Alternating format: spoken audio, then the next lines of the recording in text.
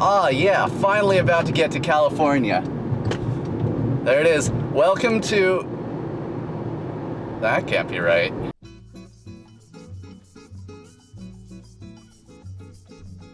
Hello, and welcome to another episode of Bourbon Monday.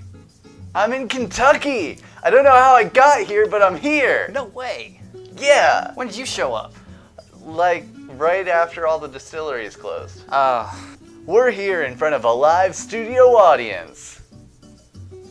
That's your cue. We're here in front of a live studio audience. Look at all of that person. I'm here with Zach. Hi, Zach. Hello. How you doing? Terrible. All the distilleries are closed. Oh. This week, we will be reviewing Elijah Craig. This week's beer on Bourbon Monday. Are you trying to cause a scandal on me? A little bit. That's very delicious. People will think I drink things other than bourbon. What? Like Scotch. I don't know what you're talking about. Like scotch or water. Elijah Craig is one of Heaven Hill's two flagship bourbons, the other being Evan Williams, which is actually the second most sold bourbon in the world. Actually. Really? Yeah. I didn't know that. Elijah Craig is named after the man who is potentially the father of bourbon. Elijah Craig was a Baptist minister. Elijah Craig was a Baptist. I don't know what word you're trying to say, honestly. He's a priest. Elijah Craig was a Baptist minister who moved to Kentucky in 1730-something, but he is widely credited with being the father of bourbon. Some say he lost a bunch of barrels in a fire but wanted to reuse them anyway, putting his corn whiskey into the barrels, aging them, and receiving that signature oaky and caramel flavor and that rich amber in color that we all know and love today. However, as with any records of early American liquor production, records are unreliable. Sketchy at best. They don't exist. They were all a bunch of drunks. They discovered something amazing and they just kept at it. Just kept drinking.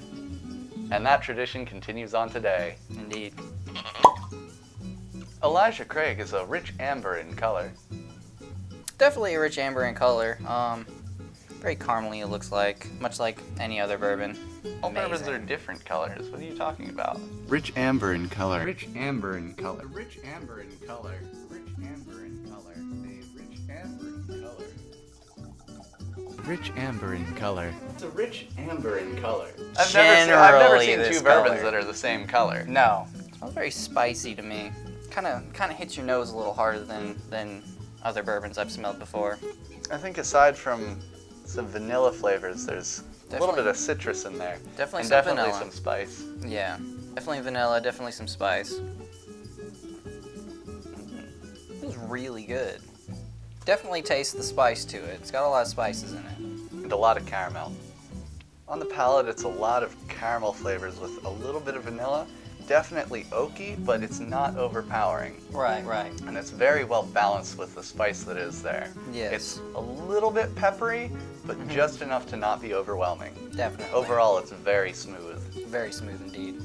The aftertaste is really long, and it's sort of a slow burn, but it's very pleasant, and it eventually morphs into just this overwhelming flavor of caramel, and I'd say sort of almost a buttery flavor. Yeah, actually. Buttery's definitely how I would describe it. Yeah, buttery.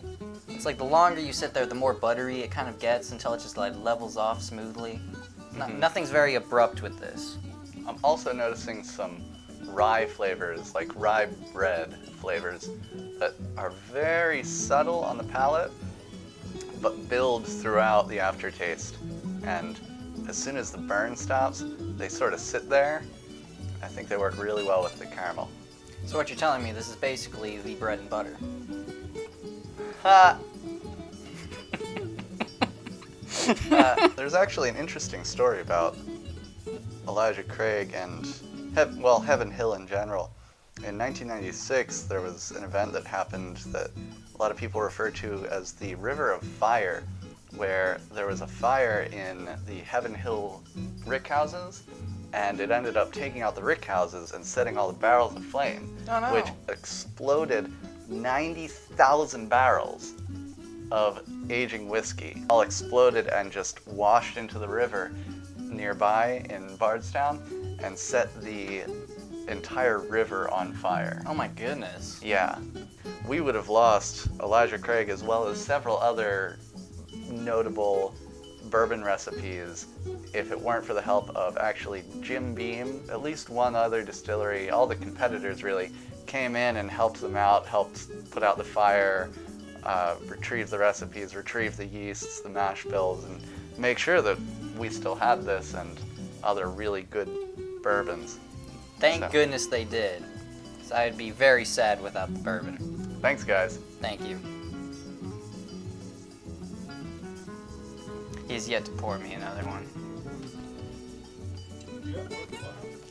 I do have work tomorrow. Overall, Elijah Craig is a rather complex bourbon, though not the cheapest. Maybe not as cheap as I would hope it would be. I picked this bottle up for about $30. I would expect to find it for no more than $35, but it's definitely worth putting on your shelf. It's very complex, but very enjoyable, and I would highly recommend you buy it. I'm definitely buying more. Like, I really enjoyed that. That's why I live in Kentucky. It's the heart of bourbon. I bet I could get some stuff in Nevada. It's literally Vegas. not bourbon until it's made here. By definition. Not necessarily true, it just has to be in the US. It's just 95% of bourbon is made in Kentucky. I mean, It's my it bourbon. it has to be in Kentucky to be a bourbon.